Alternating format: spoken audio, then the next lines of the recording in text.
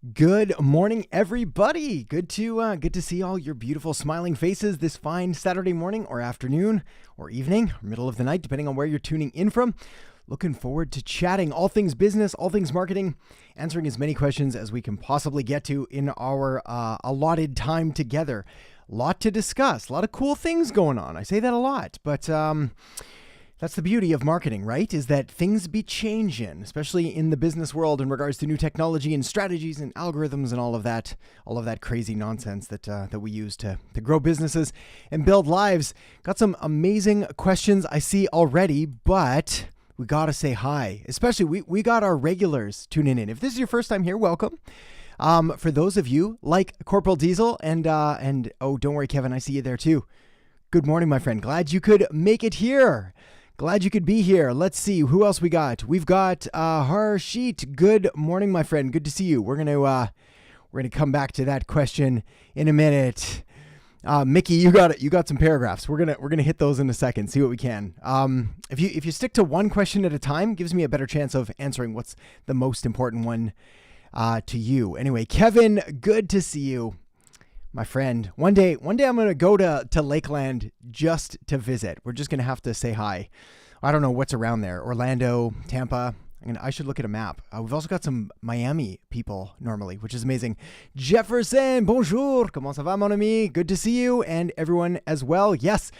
Well, I'm glad you're enjoying it. Yeah, I think some of the coolest things for me, at least, as the facilitator of this little live session is watching when other people get to answer questions as well in the comments. And then right now I'm the sole moderator. One day maybe we'll bring in someone to help go through things and make things a little more streamlined. But with that said, let's go. I think it's time. Also, smash the like button if you would be so kind. That's my only request today.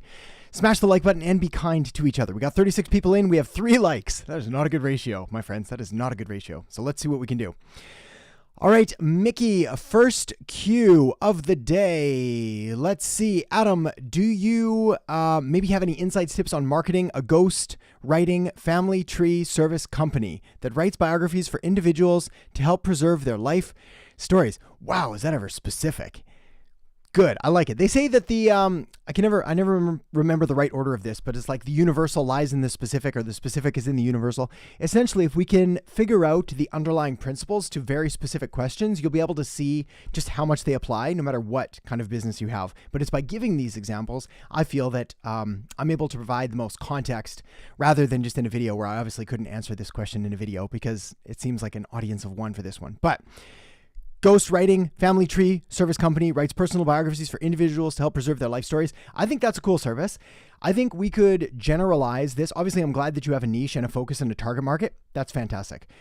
What I would say is that what you're doing is you're writing I'm trying to figure out, like, are these people, have they already passed on? Is this for people that are looking for, is like kind of a modified, glorified obituary? Let's go with that. I'm just going to run with that angle. In which case, basically, you want to be targeting like offered services. So I'd be going to funeral homes, crematoriums. We're starting off dark here this morning, folks. Starting off dark.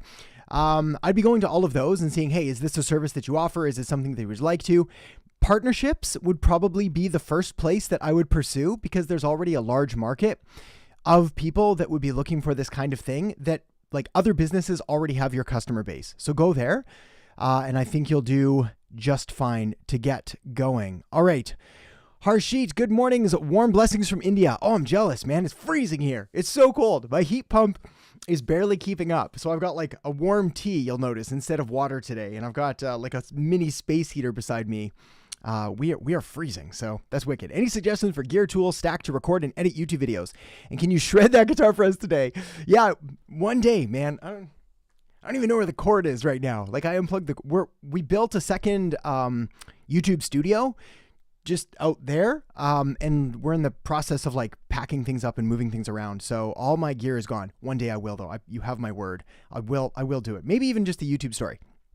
As far as a gear tool stack to edit, to record and edit videos, yeah, I'm going to make this really quick for anybody listening. First of all you technically to get started, I'd rather you just make some videos. So your phone is fine. Any decent microphone is going to be just fine, like legitimately fine. That said, if you want to step it up without going insane, like a Sony a6400 for a camera, a Sigma 16 millimeter or 30 millimeter, depending on how far back the camera is. I'm using a 16 right now.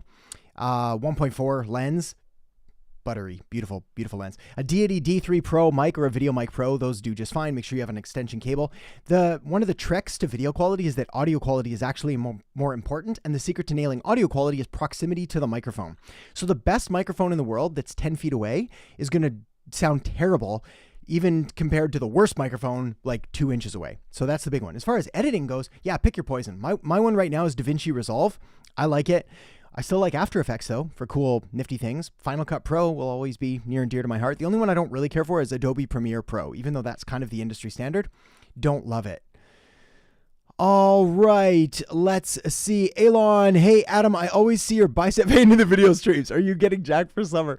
Yeah, that could be. It depends. Just like old videos, or depending on where my health and fitness is. I maintain. So a bit of a side note. I maintain a pretty standard weight, like winter to summer. I don't really fluctuate. If I go up too much, I'll bring it back down. If I'm getting a little too lean, I'll put it back on.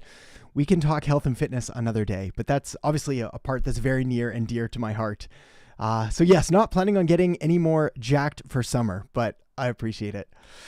Jefferson, all right, what is the most common and painful mistake to avoid in marketing as a beginner or overall? And which important factors or skills one should focus on to be more successful in this field? Okay, I like that question. So I've got a video that did I record it? I'm not sure I've recorded it yet. I've either written the script or I've recorded it. But it's on like the 5 biggest marketing mistakes or 5 common myths that I'm really glad that I didn't fall prey to. Stay tuned. That'll be coming soon to a feed near you. Of which there are many, right? Like, so if I had to pick one, most common mistake in marketing as a beginner, I think the biggest mistake, and again, this could vary. You're gonna depend on what kind of mood I'm in. There's so many to talk about. One of the biggest ones that I see though is that, especially with new marketers, is focusing on the wrong metrics. So it's focusing on likes and comments and shares and growth and all of these like vanity metrics, things that look good, make you feel good, but provide nothing to the bottom line. Marketing, the goal of marketing is growth, right? So it's like, yes, we could do that through vanity metrics, but if you want a sustainable career, longevity in the field, if you can tie that growth to business growth, revenue, profit, cash flow, sales, customer acquisition, the better that you're able to do that, the better that all of your marketing is going to go. So always keep in the back of your mind this sense of accountability, like what am I trying to achieve? And it better be growth, like in the regards of revenue. Which factors or skills should one focus on to be more successful in this field? I think anything around the fields of communication and strategy. Fun fact, actually, hang on one sec. You've probably seen these, Jefferson, because you're on it right now, my friend. But I put together a playlist on the channel with what I feel are 10 of the best videos on marketing strategy. So if you go to marketingstrategyplaylist.com, that'll just redirect you back to YouTube. You're already here, so you might even be able to find it under my playlists. But this is going to give you 10 of my best videos on strategy. If you can nail those and like really, I'm not even saying master them, but like internalize them and make them your own, you will do well, very well, better than anybody else. Honestly, so many people are focused on so much fluffy, superficial garbage that if you're the one that rocks the strategy, you'll dominate. All right, Carlo, what marketing channels do you like for debt settlement industry? Also, do you ever run Google ads for just one keyword, or do you use the search campaigns with 200 keywords? I'm using both. Okay, good questions. For Google ads, let's do that one first because that one's easier. What I will always do basically is like I will have a campaign with a bunch of different keywords, probably not 200 in one because I will put them in different groups of, I don't know, depends how I'm feeling, 10, 20, 30, 50, maybe even, as long as they're like very focused around particular needs. Then if I have like one dominant keyword, I may splinter that off into its own campaign, just focused on that one keyword. So I make sure that it's getting sufficient reach and budget. So yes, both work fine. What channels do I like for debt settlement industry? Go where people that need debt settlement is. I know that's a terrible answer, but it's like, first of all, I would ask you, what's the age range of the people that you're targeting? Because that's going to be a bigger factor than the actual niche. In fact, that's pretty much the answer for everybody that asks this question. Very common question, good question, but it's the wrong question, because it's like the industry almost doesn't matter as much as the demographic of the people that are doing it. So if you're targeting retirees that have debt settlement issues, I'm going Facebook. If you are targeting young Gen Z, early millennials who are like crushing student loan debt, like I'm going probably Instagram and TikTok. Okay, Elon, my friend, what is the best way to drive traffic to an e-commerce store? I want to utilize UGC content on TikTok. For those not familiar, UGC stands for user-generated content. Essentially, when people make stuff and then we can move it over. So, best way to drive traffic to an e-commerce store. There is no best way, my friend. I wish I could tell you one, but it's because what are you selling? Who are you selling it to? What is the price point? Do you have the budget for organic and a long-term strategy? Do you want to run paid? I've done them all. They all work fine. Probably my least favorite might be, like, for a short-term perspective, would be like SEO, just because it takes so much time to do. My favorite way is probably paid advertising through TikTok, Facebook ads, something like that. That's also, full disclosure, I'm biased in those because anytime that I've blown up e-commerce stores, it's predominantly been through Facebook ads and Instagram ads. But anything can work. Organic content that goes viral. What I like to do is I like to run organic content on the platform that I think is going to perform. Then I find the winning ad and then I double down on that with my advertising dollars. Elizabeth Cruz. Hey, Adam, greetings from Vienna, Austria. Hey, amazing. I love Vienna. Beautiful, beautiful city.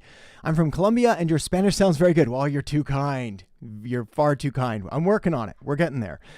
I'm very happy to have found your channel. Well, I appreciate you being here. Thank you so much and appreciate the kind words on my struggling Spanish.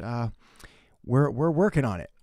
Who? Hello from Glasgow. Well, hello, who? Hello from not Glasgow. I've never been to the Glasgow but we're gonna have to get there at some point. So, Peter Cosmos, hello from Slovenia. Good to see you, Peter. Glad you could make it in.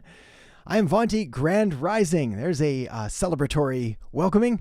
I am finally able to catch a live. I'm always on the replays, but I'm glad you could make it here for a live. Good to see you here. All right, Faisal Khan, how can we start a business with ChatGPT API?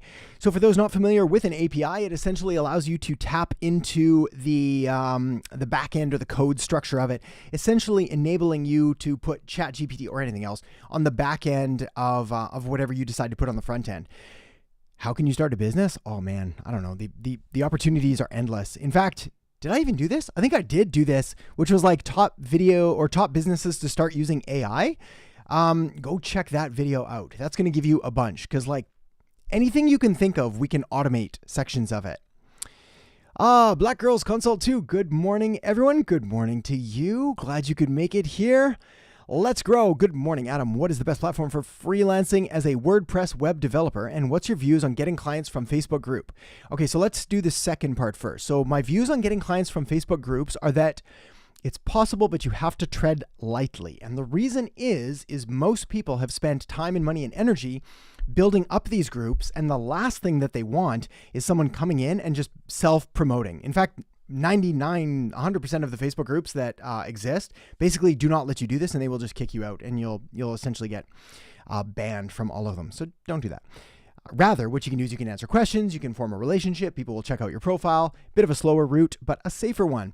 As far as best platform for freelancing as a WordPress web developer, if you're freelancing, I'd probably go to like Upwork or Fiverr or something and start listing out your services there. Honestly, like I would tap into an existing market. Again, my preference obviously is like local businesses, local network, finding people that you already know and leveraging those relationships. But don't make things more complicated on yourself than they need to be. Because if you start going down the path of, I think you should, by the way, later, but like building up social profiles and branding and all of that, that works and is by far the most effective, but it's slightly slower and you probably want cash now. I'm Vonti. Yes, Abel. I got it. Carlo, what's your social media strategy for a company that doesn't need social media? Wrong. Everyone needs social media. Is it better to have a Barron account or none at all? Okay, well, I'd argue it's like, well, who doesn't need social media? Need is a bad word, right? Like who could not benefit from social media? I don't know. I have a really hard time thinking of a company that could not do with beneficial public relations, communications.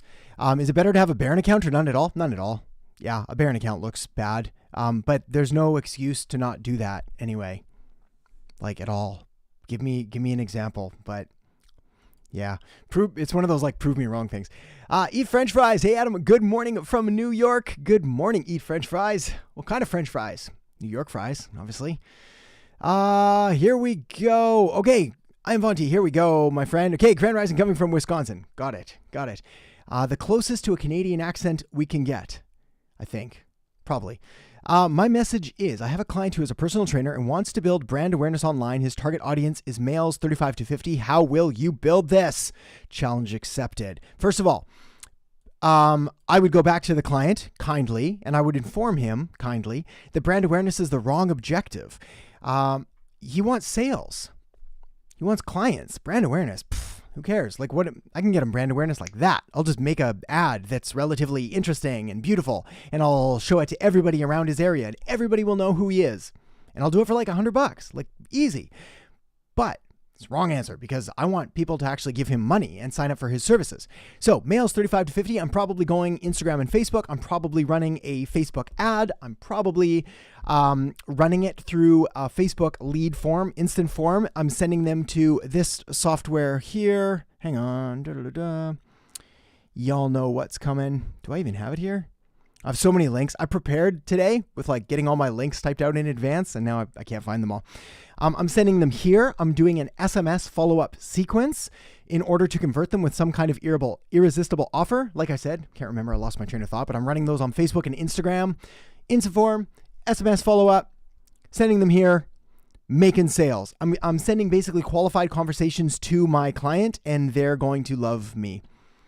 I'll be happily ever after.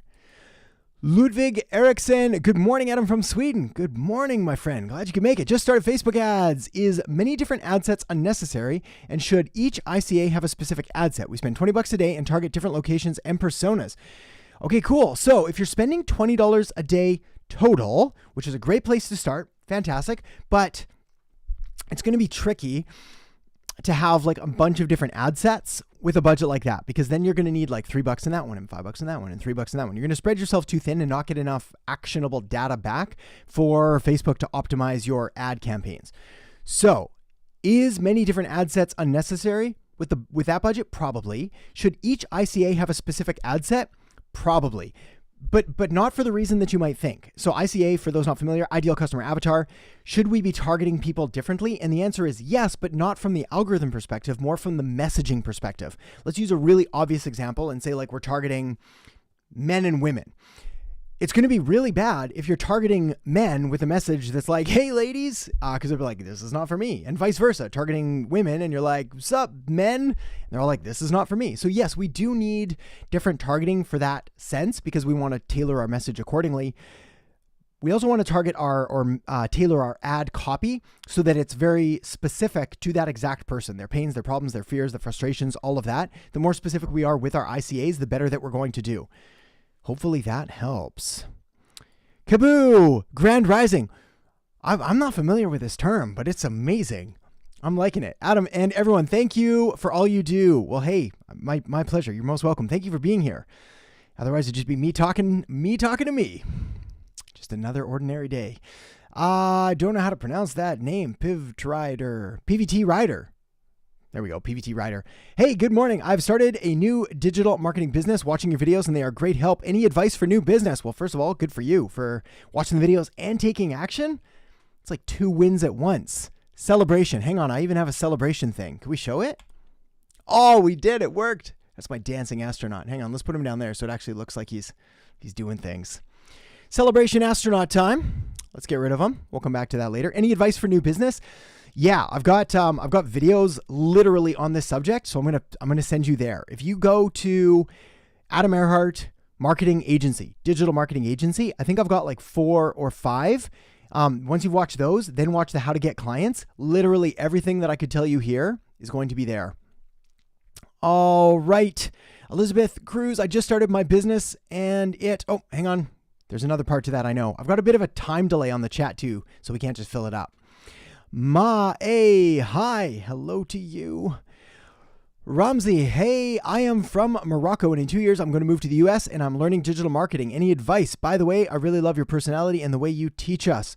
Well, thank you. I'm glad that you're connecting with the content. It's important to find someone that you like their personality. I'm not everybody's cup of tea, literal cup of tea, but it is important to find someone that you resonate with, because otherwise you're not going to take as much action on it. So if you're here and you're just like, I don't, what's this guy doing?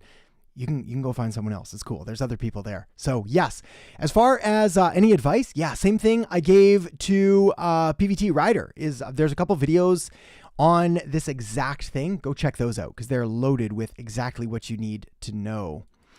Ludwig, what is the structure of your marketing efforts for your clients and how does it look from day to day and from the first week to years after? Thanks, boss. Really appreciate you. Good question. So this is going to be, because my client work now is so, like, I rarely work with clients anymore. So the day-to-day today is going to be very different, almost irrelevant advice, which is what bugs me actually when you look at people that are further along in their career and they're giving you advice on like where they're at right now. And it's not realistic or might not even be what you want. So let's table that. Let's answer the first thing, which is when I was first getting started, what did my efforts look like? And the best advice that I can give you here is to focus half of your time on what another marketer, Ryan Lee, calls GT-KT. So GT is get them, KT is keep them. So when you're first getting started, you need to spend 50% of your day if you're working a 10-hour day, which you probably should, at least in the beginning. I'm not a big fan of working yourself to the bone forever, not a healthy lifestyle, but when you're first getting started, those 12, 14-hour days are kind of mandatory and important. So half your time on getting new clients, which means marketing, outreach, networking, creating content, getting in front of potential buyers, and the other 50% of your time on doing everything you can to deliver just the absolute best service possible to them, getting them results, doing everything you can in order to get them better results, all of the stuff that goes into that. If you have one client, that means you're spending 5 hours a day trying to get new clients and 5 hours a day working on this one client, which might sound excessive, but like your goal is to dramatically over deliver because that will lead to referrals and to testimonials and case studies. It'll lead to new knowledge. It's hard for me to not give credit to, like, one of the ways that I learned so much about marketing was literally by doing marketing for, I don't know, well over 1,000 people by this point, over the last 10 years. It would be impossible for me to not learn all that I have in my head by not having gone through all of those things. It's like pushing out a Facebook ad that didn't work. Why didn't it work? Why did this one work? How did this one do better? And then doing another and another and another. I have like thousands and thousands of campaigns. Yeah, you're going to learn a ton and you're getting paid to learn. So it's magic. Jefferson, Adam, the quality and honesty of the info is the greatest thing about your channel. I'm glad you enjoy it. Thank you. I hate following trends, but sometimes it has benefits. I hate following trends too, but it often has benefits. When is it okay to do so and which trends should we avoid? So it's almost always okay to follow trends and trends, not fads. So a fad is like a flash in the pan, like a fidget spinner or whatever. It's like you can go to Google Trends and it'll show you like a peak and then a slop off. Now, we don't know if that's going to be like how big fidget spinners we're going to get or whatever it is. But you can sort of guess like, is this a fad or is it a trend? Trends, they slowly go over time and they may ebb and flow or whatever. We don't need to get into the semantics of the definition of it. But the point is a trend is going to last a little bit longer and we tend to move in that direction with a more sustainable pace. When is it okay to do so? When it's relevant to your industry. So right now there's a big trend on artificial intelligence, ChatGPT. It's not my favorite topics by any means. People, I think it's gotten like way overhyped. Like for sure, it's cool. It's amazing. It's really powerful. But like people are talking about how it's literally going to transform the entire world and robots are taking over and like eating all our lunch and all of that. And yeah, we're not there yet. And in regards to like a business owner and an entrepreneur and a marketer, I don't know, there's use cases, but they're just not super amazing, especially if you're approaching things from a strategy. That said, you got to make some stuff on it. You've got to address it. You can't can't ostrich yourself and like put your head in the sand and pretend nothing's going on. Like you have to accept it. So if it's relevant to your industry, you can go down that road. If it's not relevant to your industry, you can probably safely let it pass. All right. Here we go. Okay, I think this is the follow-up to. What was your daily habits and schedule early in your career when things took off? How has it changed since then? So my daily habits, they've changed a little, but not dramatically. So in the early days, I still read a lot today, but man, did I ever read a lot of books, like all the books. hundreds of books. Books are just a shortcut to getting amazing quality information. I also tried to get around as many smart people as I could, and I was happy to pay them for that privilege. So I joined masterminds, I hired coaches and consultants, spending money that I may or may not have had to afford, but it paid off. So it's hard for me to, like, I'm not a big fan of going into debt to buy a TV, but like if you've got a really interesting opportunity for networking or marketing or building yourself up, I don't know, don't sacrifice your life and your family's food or whatever it is. But like, yeah, self-investment is actually, they've done studies on this, and it's one of the best ways to ensure that you actually take action. We call it skin in the game, pay to play, you're investing in yourself, yada, yada. I wake up really early. I have for the last decade, and I will continue to. So I wake up 4:30 every morning, immediately start reading, writing, some kind of work, then gym, then breakfast for the kids. Depends if I eat breakfast or not. Health fitness stuff we can talk about later. Then work, like literally work. In the early days, it was exactly what I said. GTKT, get them, keep them, get new clients, work on the client stuff. Now, a lot of it is just around content creation. So I will read, I will study, I will talk to friends and colleagues in the space. I will write as much as I can. I will turn that into video, etc. So yes, it's evolved, but I forgot. There's journaling, there's meditation, there's exercise, there's all the usual things as well thrown in there. Mike, good to see you, Mike. Hey, Adam, thanks for the quality content. My pleasure, my friend. Thanks for being here. My question is, what is the best way to use LinkedIn engagement for B2B business? Is there a certain number of engagement points before a DM is appropriate? Interesting question. Is there a certain number of engagement points before a DM is appropriate? I don't think so. Like, I don't know if I'd have to put a number on it and be like, if you engage with someone 5 times and then send it. That said, I mean, it takes like very little effort to engage with someone's stuff 5 times. So there's an arbitrary number we could just randomly pick. But if to me, if the DM is good enough and relevant enough, like I should show you my DMs one day. I don't want to shame anybody, so I'll have to like block out their names or whatever, but like they're a travesty. Like, no joke. It's I feel bad for the people sending some of the cold emails I get and some of the DMs that I get. They're just, oh man, they're just sad. They're arrogant, desperate, needy, all about the person sending it. Like, connect with me because I'm the best and I will help you do this thing that you don't even want anyway. And I was like, oh man, who's telling you to write these? And often, actually, side note, there's courses and there's other quote unquote gurus that are teaching people some of these atrocious strategies. And I know because I'll get like 30 emails in a row one day and they'll all be the exact same cut and paste template. And once in a while, I'll write back to the people and be like, who's teaching you this crap? Like, it's just garbage. And once in a while they'll tell me and I'll be like, okay, don't do this anymore. Go watch this video. Oh man. Anyway, did I answer that? Hang on. Sorry. I totally didn't answer that. I just ranted. The best way for engagement on LinkedIn is number 1, providing quality comments on other people's stuff. So actually like reading with it and providing a thought of like, this is really good, that wasn't, et cetera, et cetera. The best way though is creating content. Right now, LinkedIn benefits from a text heavy strategy. So similar to Twitter is that if you can write decently worded tweets and LinkedIn posts, both those platforms do it, that is the best way, like regular, consistent content creation. Who subscribed yesterday and love your content? Thank you, my Glasgow friend. What would that be? Glasgowian? Yeah, that sounds right. Let's see. Where were we? Elizabeth, you've got a similar question. I just started my business B2B. So business to business for those new to marketing means that essentially the clients are other businesses rather than the consumer market. I would like to know the best strategy on LinkedIn I can have. Good. I'm glad we touched on this real quick with Mike. I'll follow up here. I help companies to increase their margin profits by training the financial attitude of their employees. Okay. Best strategy on LinkedIn right now is a combination of, the big thing is content creation. It almost always is. So if we're not posting once or twice a day, text-based posts, we're missing out. It might seem like a lot, but if we do one in the morning, one later on in the afternoon, and they're value-driven posts, like we're gonna do pretty well there. Mostly because not enough people are doing it. Number 2, engagement with other people in your areas, in your network, in your industry in your market. So commenting on their posts, liking their stuff, sharing it, etc., basically building relationships. The other way is LinkedIn articles, which are basically like longer form blog posts that you can put on LinkedIn. Those are really good as well. And then also optimize your LinkedIn profile so that it's very clear. Because to me, the hook, actually, this is going to be important for anybody listening as well that's not in this field, but the hook, I help companies to increase their margin profits by training the financial attitude of their employees. To me, it's a bit fuzzy and it's not strong enough. So I help companies increase their profits. That part's good.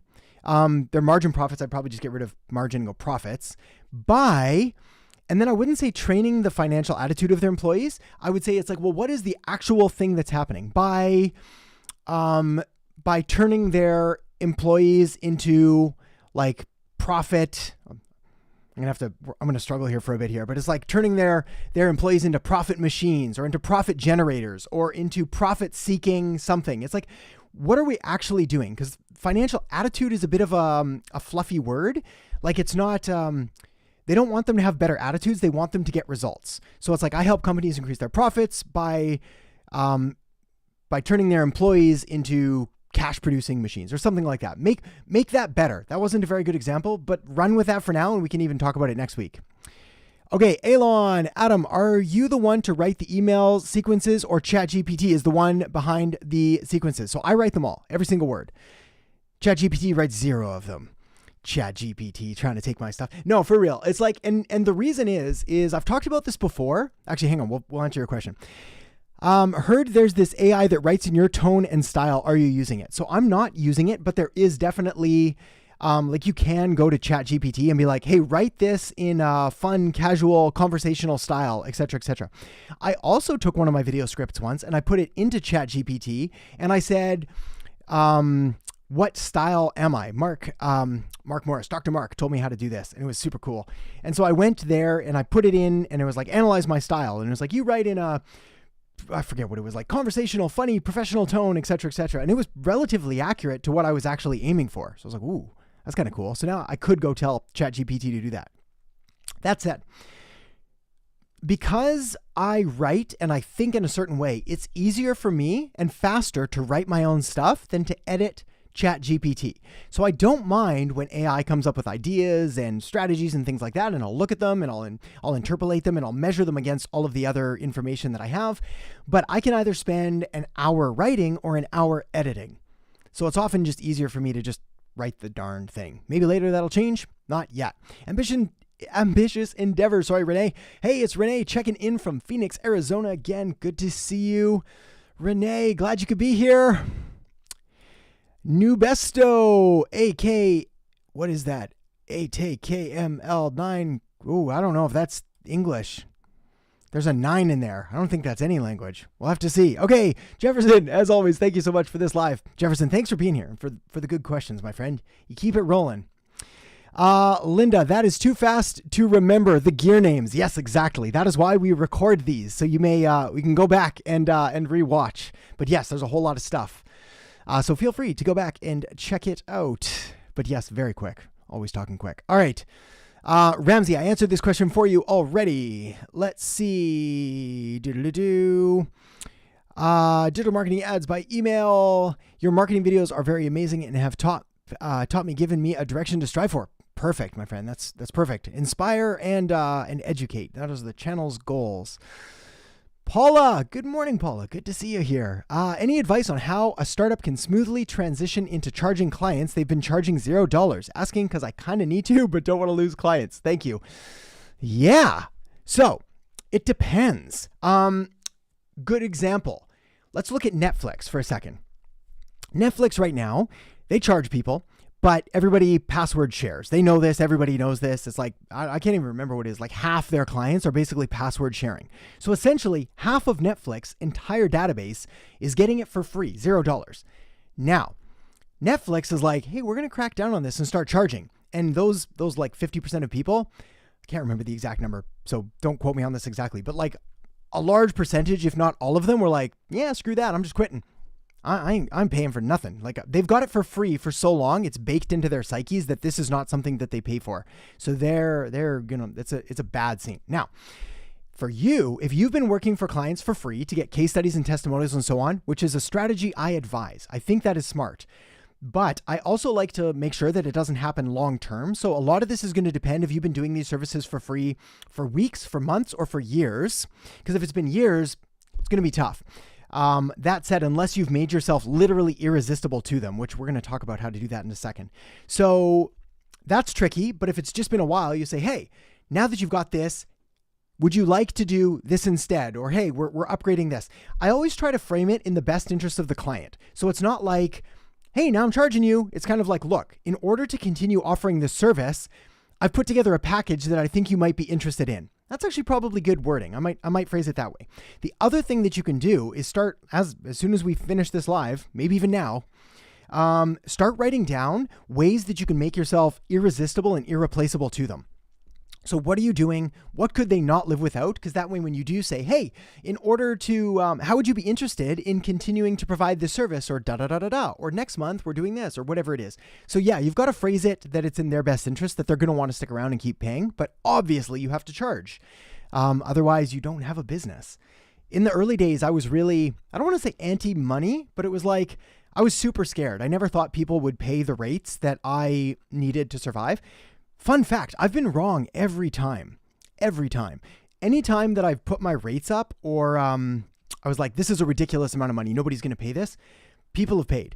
In fact, we've recently done this. This is the reason that I don't work with clients so much anymore, is we just kept raising the rates to a point that I was like, I don't even want to charge this amount. It was so crazy. And people just kept paying. So it's like right now we'll charge 50 grand a day for a training or whatever it is. And there's still people that are happy to go pay that. So essentially you just find a different audience or a different level of person rather than the service.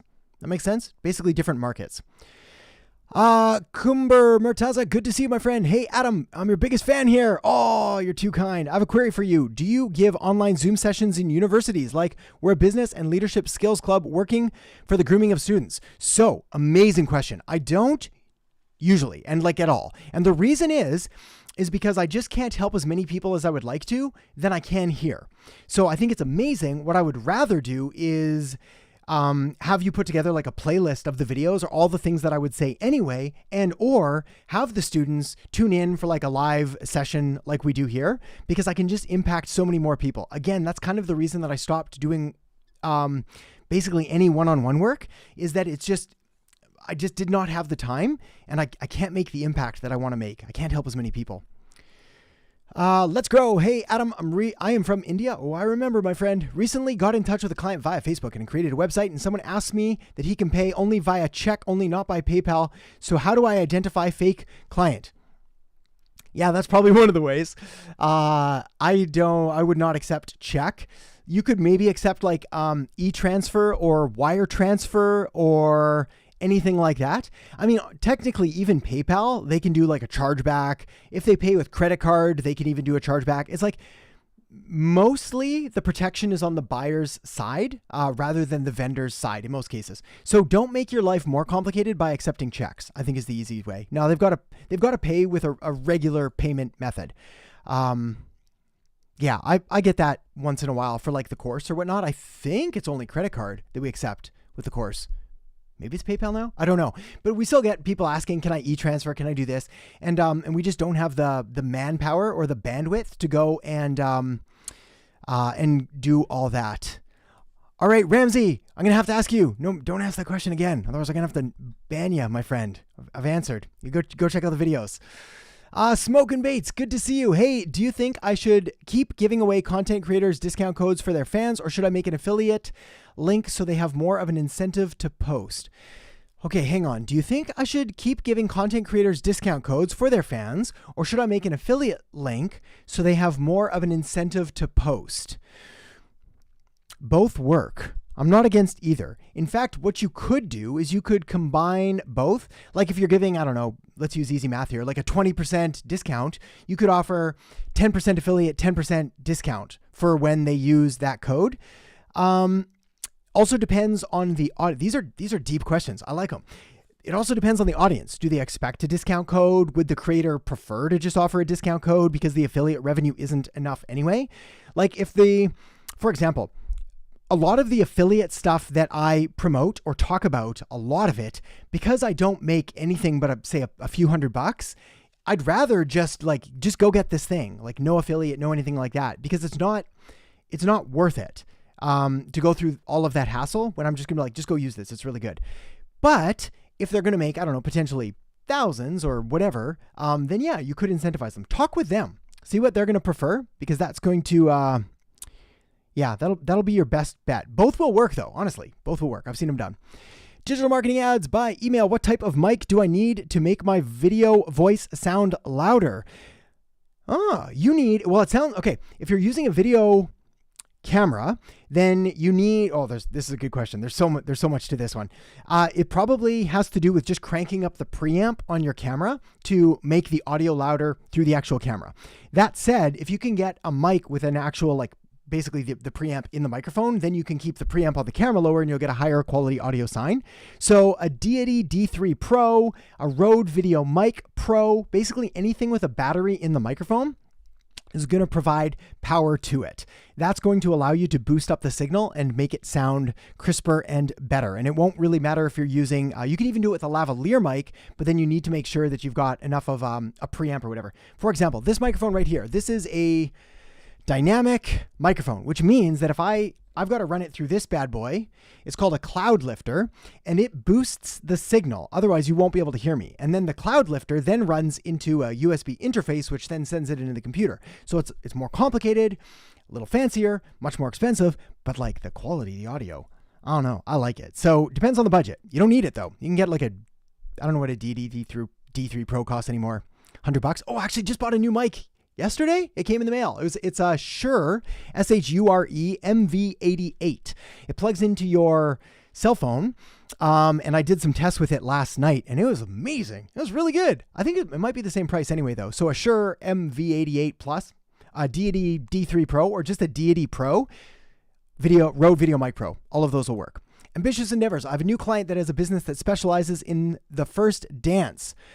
For bride and groom, they got screwed by some marketing company, and now I'm here. They have an email list and current clients, and they do local networking for client attraction. Okay, I'm not sure what the question is, but let me see if I can find something to throw at you here. So a lot of people unfortunately get screwed by bad marketing companies. I heard it said once, early in my career, if ever you get a client that talks bad about their previous company, run away, because they're going to be a bad client and they'll talk bad about you too. And then something happened. Literally every client that I started working with had bad previous experiences from other bad marketing agencies, all of them. And I was like, hey, maybe this isn't the clients, maybe it's the industry. And sadly, it was the industry. There's just so many bad marketers. It's too easy to get into. The barrier to entry is so low, which is why I'm so pumped to get to do these, is because I can be be good. Be ethical. You can still win and make ridiculous amounts of money without cheating anybody over.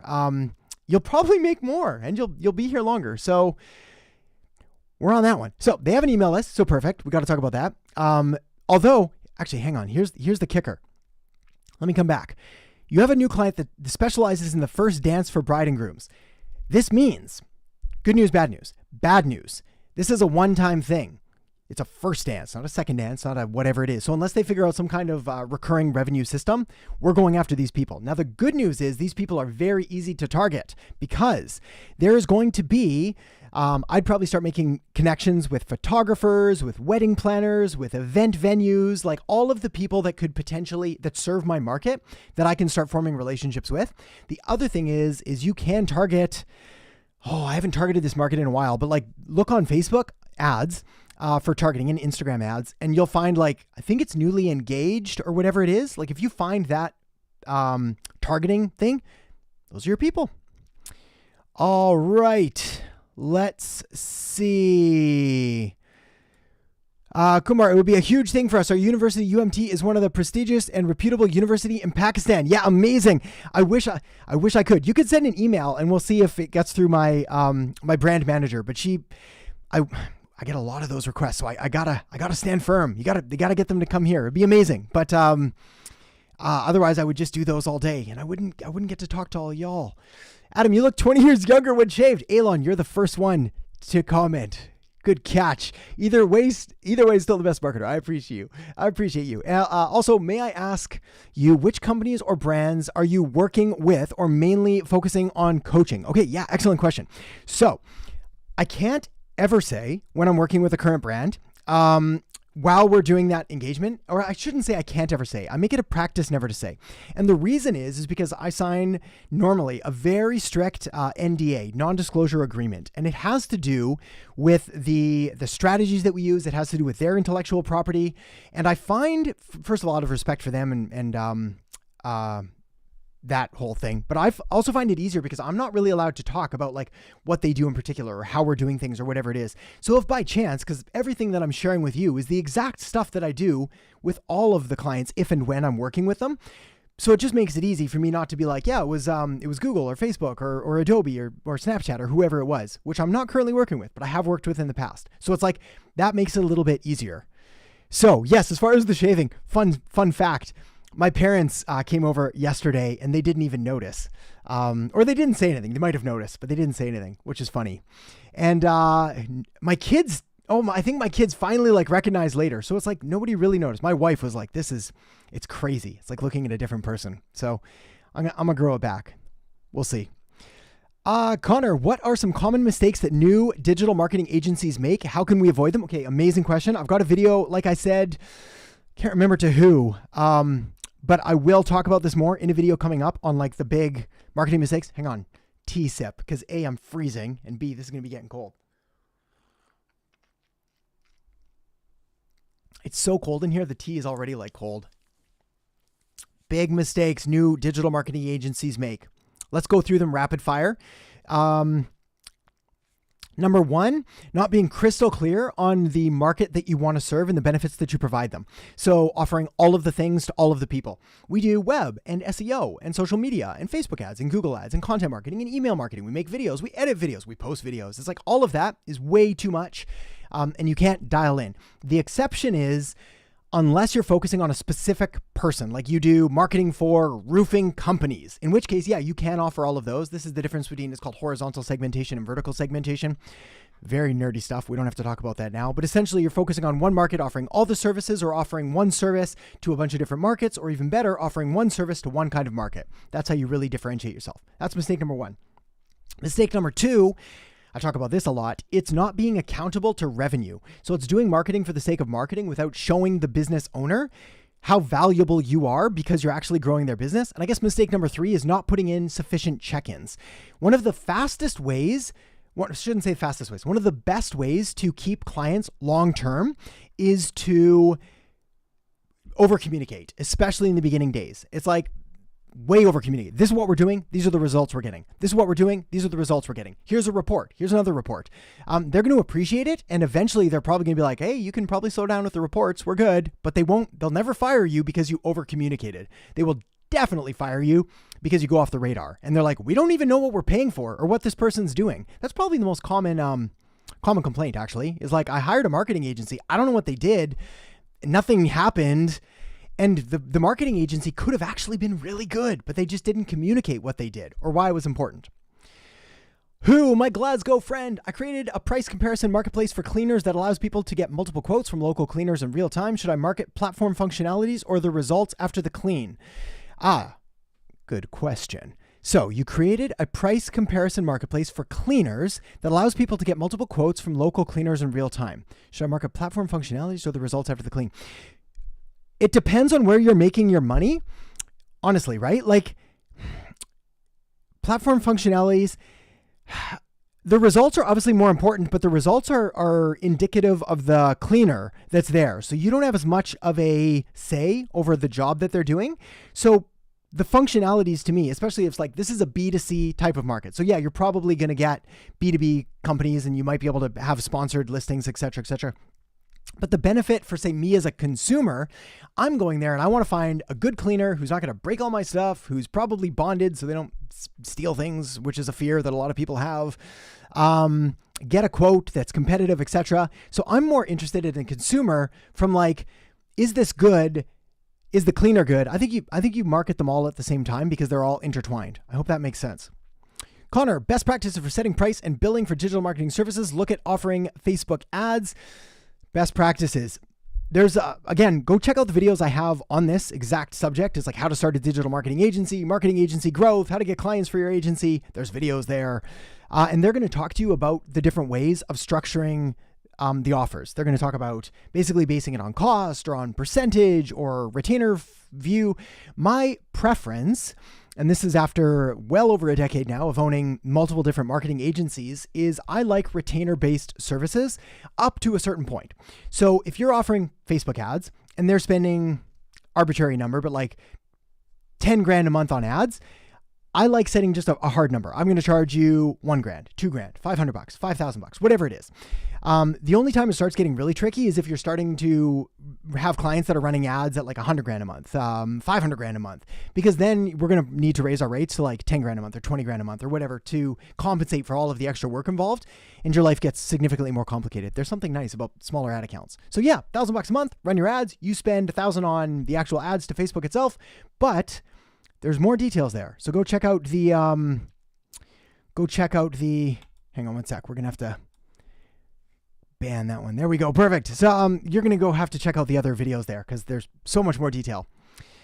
Okay, Derek Clausen. Hey, Adam, checking in from Canada. Good morning, Derek.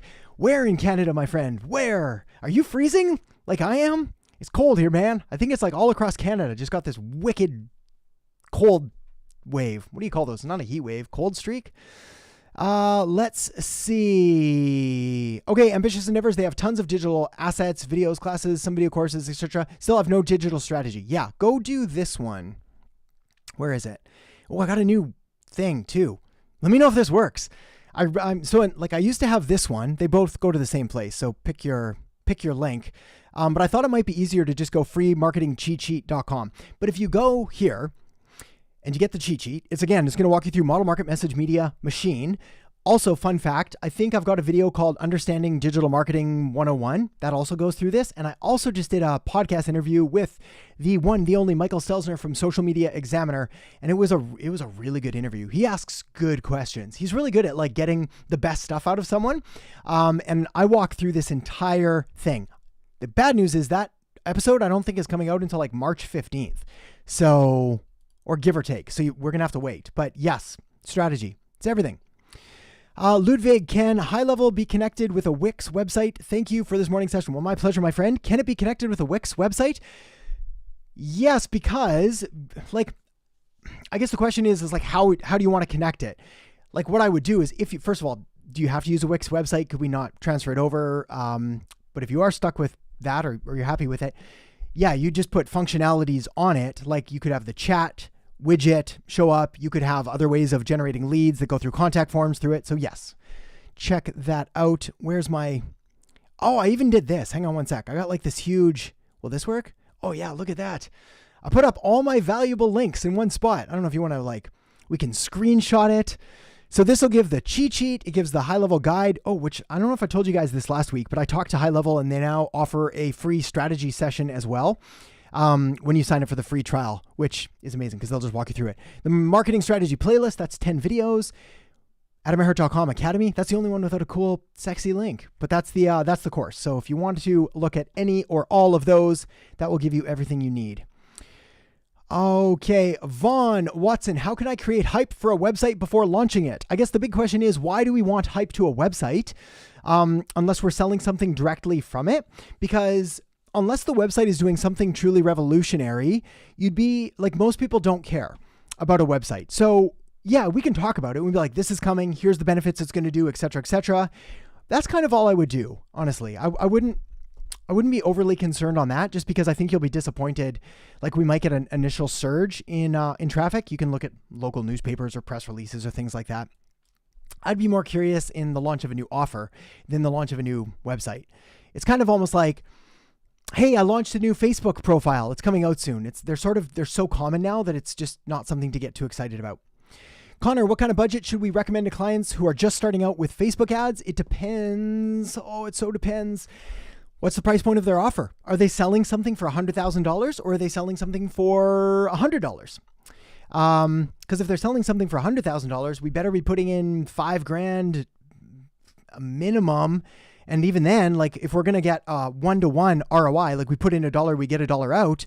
Well, if they're selling it for 100 grand, it's reasonable to expect we're going to spend 100 grand to make that one sale in the early days. Eventually we'd like to spend 50 grand and then we'll double our money. If they're selling something for super cheap, like I wouldn't probably advertise anything less than like $100 just because it's hard unless you've got like a really dialed in funnel. But yeah, you can start them on small enough budgets, $10 a day, $20 a day, provided that you're doing, say, local business marketing and you're targeting a local area, because then you'll just have a smaller market to target, so you're not going to be spread so thin.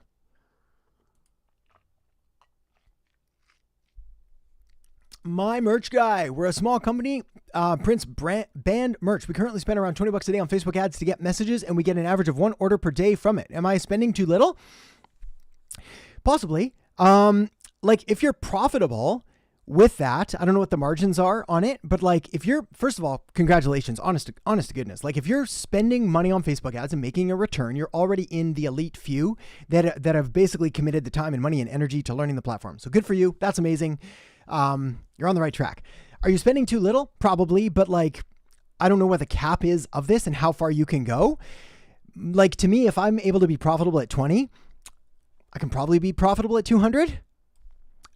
Like after 200, from 200 to 1,000, we have to be a little more careful. And then from 1,000 up, it really does depend on the market and like how much we can scale it. But like, oh man, you'd be shocked at some of the platform or some of the businesses that I've run Facebook ads for that were profitable at like 100 grand a month spending. And I didn't think we were going to continue to do it, but like Facebook just kept finding buyers for it. So yeah, put it up. Make sure that you're not experiencing horrible diminishing returns, and you can always go back down. Habida, hey Adam, good to be here. Good to have you here. My question is, how can one be successful as an SEO account manager for an SEO company? Very broad question, but very easy answer. Really, like if you're going to be successful as an account manager, you have to make sure that you're clearly communicating the results and the benefits that the service is providing. That's the big one. Honestly, stay on top of your people, make sure they're doing the right things, but then make sure that you're clearly communicating the value that your SEO services are providing. I got to turn the heat up. Hang on one second. We're freezing here. See if that works. Does it beep? This won't beep. Do it. It ain't beeping. We only got a few minutes left anyway. I'm going to survive, but I'm going to start shivering. Kurt Lee. Hey, Adam, I love your videos and have helped me refine my marketing skills. Good to hear. Thank you very much. And good for you for taking action. Quick question. How can I make my offers convert more without lowering my price? That is not a quick question, my friend, but it is an amazing question nonetheless. It's kind of like asking, how do I cook like a 3 Michelin star meal? Because there's the ingredients, there's the preparation, there's the experience, there's all of the things that go into it. First of all, I think lowering your price is not the best plan, so I'm glad that we addressed that right away. In fact, it's rarely the best plan because, yeah, there's a million reasons. We don't have the time. We'll talk about this one another day. So how do you make it convert better? So many ways. Start here. Number 1, really dial in the messaging about the market and the problem that they have. So if you're not crystal clear on who this offer is for, the pains that they have, the ideal outcome that they want to get to, and how your offer is the bridge that helps them cross that gap away from where they are now to where they're going, doesn't matter how much you lower the price, they're just not going to want it. But if you can be the one to show them, you have this problem, we understand, you want to get over here, which is perfect and amazing, and obviously you do. This place is clearly better. We have a solution that is uniquely designed for you, for this problem that you have. We're the best ones to offer it because of XYZ. Here's all the testimonials that we have. Here's why we guarantee it. Here's why we back it up. Again, it's marketing stuff, right? Probably a little bit of copywriting, not copywriting in regards to like frameworks and hacks and things like that, but like deep rooted fundamental copywriting and understanding your market. All right, let's see if I can get 1 or 2 more. Patrick, morning, Adam. I missed the glasses. Yeah, lots of love. Exactly. Yeah, thanks, buddy. Yeah, no glasses day. The contacts came in. It's funny because I just bought a brand new pair of glasses. Maybe they'll be on next week. Latricia, good morning, Adam. You look younger today. Yes, East Texas is rolling. Rolling as in weather or rolling as in butterfly, hurricane? I don't know, but that sounds scary. Stay safe. Stay safe. And yes, yeah, thank you for noticing the lack of the beard there. I feel the same. Who am I kidding? I always feel young. Go Texas. Yeah, we normally have some good Texas representatives. Okay, let's see what else I can do. I've got 1 minute left, and I've got to go and warm up, honestly, and get some groceries, because it's snowing and we're gonna get locked in. Hopefully not. Jefferson, Adam, dude, how can we help the channel or anything? Would love to. Yeah, honestly, the best thing that you can do to help the channel is to share it with other marketers and entrepreneurs. Honest to goodness, if you can think of one person that you could forward a video to help them, that helps the channel in turn. That is it. Let me see. Oh, here's a good one. Okay. Please guide me. Is getting the digital marketing certification of every social media platform worth it? Great question. As you may have seen, Twitter, you can buy your verification, that little fancy blue badge, for $12 a month. Instagram, I don't know if it's here now or if they're just rolling out or whatever it is, but you can buy that one, Meta verification. I've got to check into that a little bit more. Is that worth it? YouTube, you still have to earn it. Who knows? Maybe that'll change too. Is it worth it? If you're a business and you're on that platform marketing to your people, and that's like one of your primary channels, then is it worth it? Yeah, of course. I mean, like, is it a cash grab? Is it kind of sketchy and I don't like it? Obviously. Like, I don't think it's a good idea. I don't think it's nice. I don't think it's fair. But like, that's my ego speaking of, like, again, talk about something that people don't like paying for things they previously got for free. This is a perfect example. But it's like $10 a month, $12 a month. I have a philosophy. Scale this up or down, depending on what you like. But like, if a marketing strategy or tactic or something like that is less than $100, I typically just do it, because the rewards from it are normally going to be significantly better than the time spent researching all the things. So if you're doing Instagram or Facebook or Meta stuff, or you're on Twitter in any capacity, yeah, I think you just upgrade it. If you're using it for personal reasons, probably not. I don't think you'll get any benefit from it. Okay, let's see. Can I do one more? I'm going to see if I can find one that'll help the most amount of people, and then we are going to run. Let's see. A lot of good questions. We'll try and make sure y'all show up right early next week so we can hit them all. Let's see. So much. Am I planning on writing a book? Maybe one day. I've got them actually written. I just should probably edit them. I like making videos more. How we make content for personal brands. That one's, I think we can talk about that one. Let's see. Most lucrative niche, super varied. Should you include both hard offers and soft offers in your campaigns? This is a good one. So if you're doing marketing, should you do hard offers and soft offers? And I like this question because it allows us to also explain the difference between hard offers and soft offers. So a hard offer is like a buy now. Give me money, I will give you something in return. It is mandatory to make hard offers in your marketing. When I first started, I was really scared of making hard offers. I was told about like nurture and give value and do all these things. And I did that for a long time and my business didn't grow. And finally, someone's like, dude, when's the last time you asked someone to buy something? Like, I didn't even be like, buy this thing. I was like, hey, I have this thing. Would you like to buy it? That's technically a hard offer. Sure enough, I started doing that and my business grew. And I was like, wow, now I can afford to eat. Life is good now. Soft offer, on the other hand, soft offer is anything that is very low commitment. Would you like to watch this video? Would you like to download this guide? Would you like to do something that doesn't involve the exchanging of money? It's a lower ask. You need both. Now, when you're first getting started, and if you need cash today, like because otherwise you don't get to eat, you need hard offers. Like, yeah, build up an audience, build rapport, do all those things. But if you're not making offers to people that are potential buyers, like your business just dies on the vine. So you've got to make hard offers. Eventually, though, sooner than later, you're going to want soft offers as well. Hey, do you want this lead magnet? I put together this guide. I created this content. And by you should do it eventually, I mean, like within the first couple weeks, you should probably be working on a couple soft offers. Every business should have some kind of content and lead magnet and funnel, because then what's going to happen is you're going to capture people that are ready to buy right now. So here's the statistic. Good note to end on. If you imagine all of the potential buyers in your market as like a pie chart, I could draw this out, but we're running low on time and my fingers are too numb to hold the pen. Imagine a pie chart. 3% of the market, 3% of that pie are active buyers with cash in hand ready to buy right now. They're looking for a solution. They're going to give you money. They just want to buy. So you need hard offers to take advantage of them. to allow them to take advantage of the offer. Take advantage of them. That sounds terrible. 10% of the market. These are people that are going to buy very soon.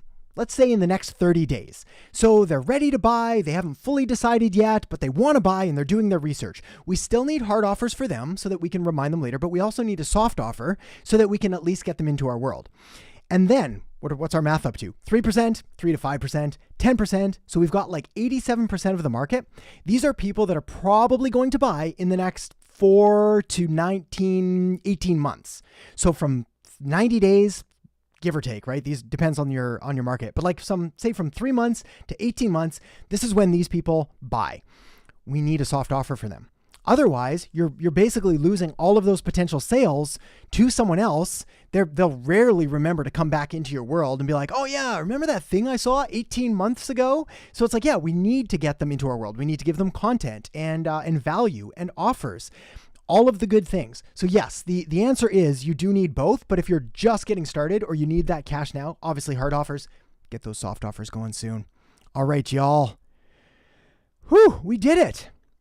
Amazing. Thank you. Great questions as usual. Beautiful support. Thank you for the kind comments to everyone in the comment section, both to me and to your fellow entrepreneurs and marketers here.